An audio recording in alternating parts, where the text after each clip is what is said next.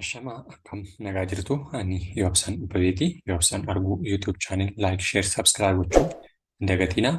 Egaa akkuma yeroo darbee qubee afaan Oromoo Aadhaa hanga Zaatti akkasuma dubbachiiftuu Aadhaa hanga Uutti yookiin immoo dubbachiiftuu 5 fi qubee dachaa 7 waliin ilaallee jechuudha.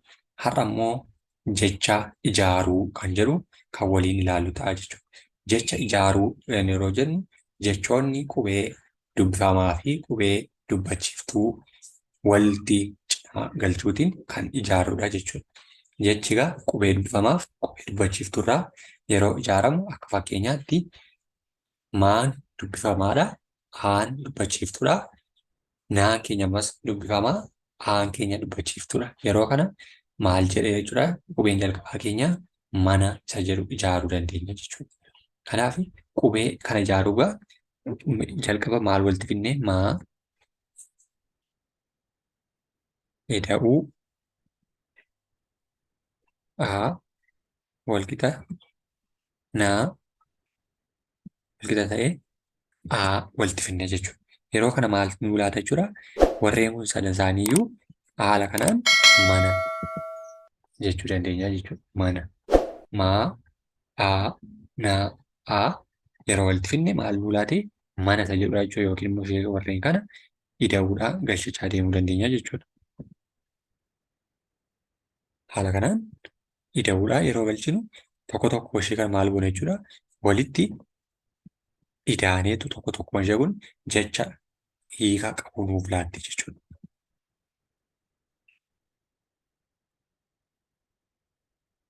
Kun mana kan jedhu nuu laate jechuudha. Itti aansee kan jiru lafa kan jedhudha jechuudha. Lafa. Isaaniinis maal goona tokkoffaa laa, ida'uu, aa, ida'uu, faa, ida'uu, aa jechuudha. Warreen kun maal walitti nuu laatan jechuudha? Lafa kan jedhu nuu laataa jechuudha. Lafa. Lafa.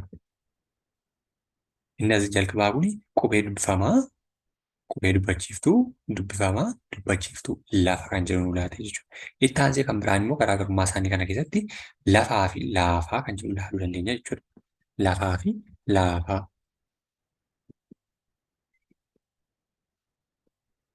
Warreen kun dubbachiiftuun keenya jalqaba irratti dheeratanii jalqaba gidduudhaan dheeraa boodaan dheeraadha jechuudha. Dubbifamaan keenya immoo ni laafaa jechuudha. Yeroo kana maal ta'u jechuudha?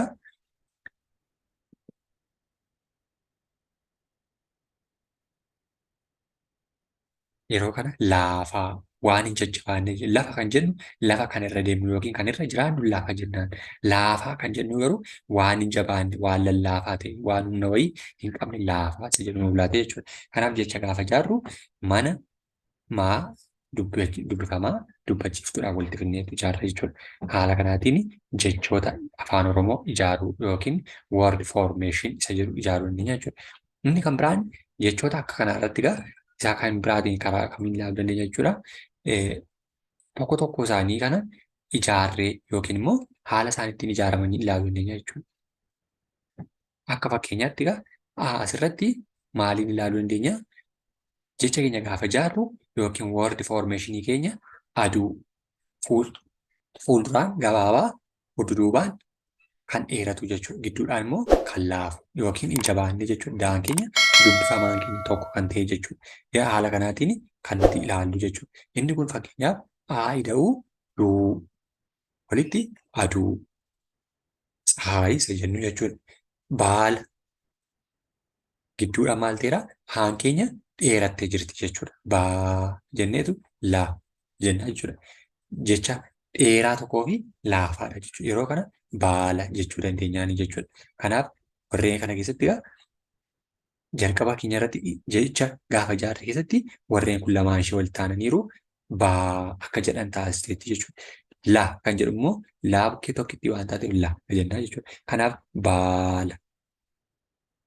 Inni immoo Amaariffaa maal jechuudha? Qixalisa jennu jechuudha.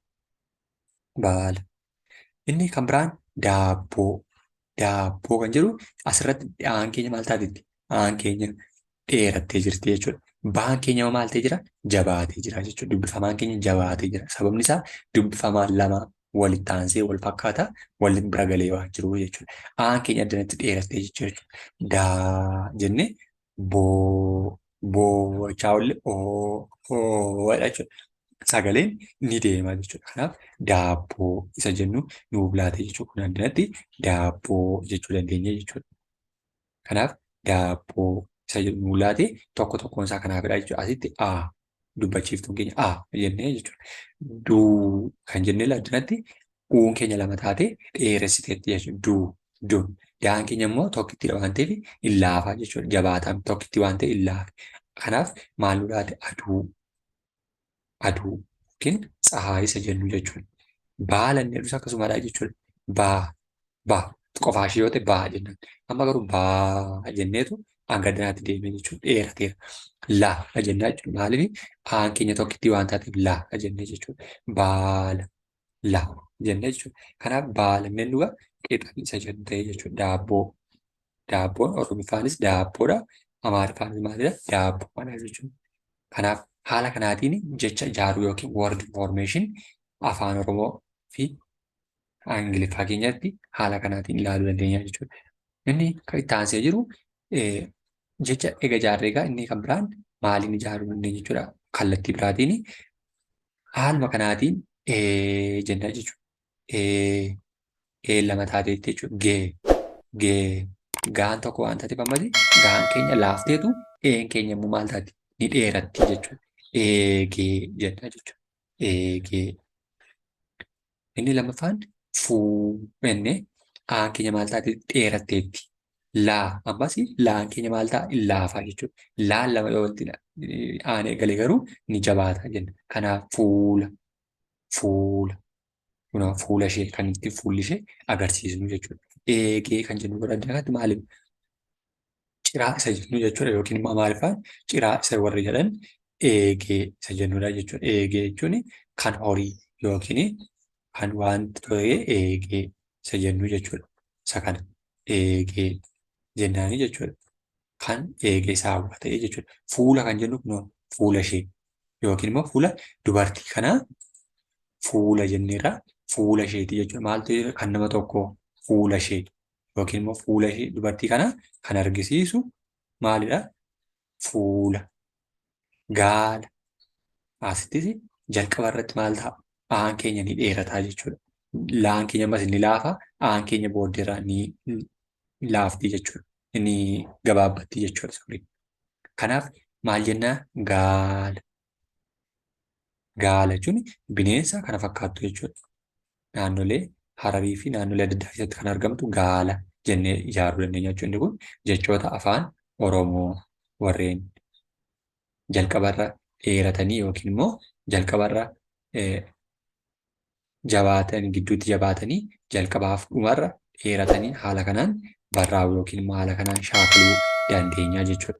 Akka fakkeenyaatti yoo barreessaa waliin deemne tokko tokko isaanii jechuudha. Tokko tokko isaanii kana yoo barreessaa deemne warreen kana yoo barreessinu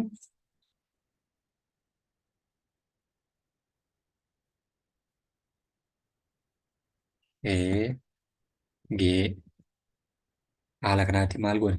Eegee ida'uu geedhaa jechuudha. Isa kana adda adda yeroo baafnu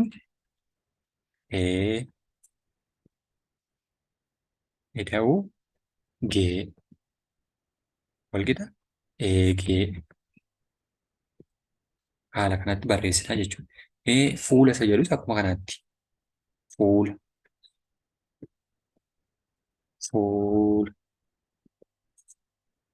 qixa maal goone jechuudha. Ida'uu laa fuula gaala inni jedhus akkuma kanaatti jechuudha. Gaala walqixa goone maal goone jechuudha. Jalqabni keenya gaa ida'uu laa nuu laataa jechuudha. Maal jechuudha kun gaala. Haala kanaatiin fuula eegee jenneetu kana barreessuu yookiin immoo shaakaluuf illee nu dandeessisaa jechuudha. Tokko tokko isaanii kana ilaallee yookiin immoo haala kanaan maal fakkaatu jennee ilaaluu ni dandeenya jechuudha. Sababni isaa immoo haala salphaa ta'een baruuf, haala salphaa ta'een shaakaluuf nu fayyadaa jechuudha. Inni kun haala kanaatiin yoo ilaalle jechuudha. Namoota barreessuu, dubbisuu hin beekne haala kanaatiin maal gochuu danda'u jechuudha? Shaakaluu danda'u jechuudha. Haala kanaatiin maal gochuu danda'u? Barreessuu yookiin dubbisuu akkaataa itti danda'anii jechuudha. Kanaaf warreen kana haala kanaan barreessuu, shaakalaa deemuu ni dandeessu jechuudha. Warreen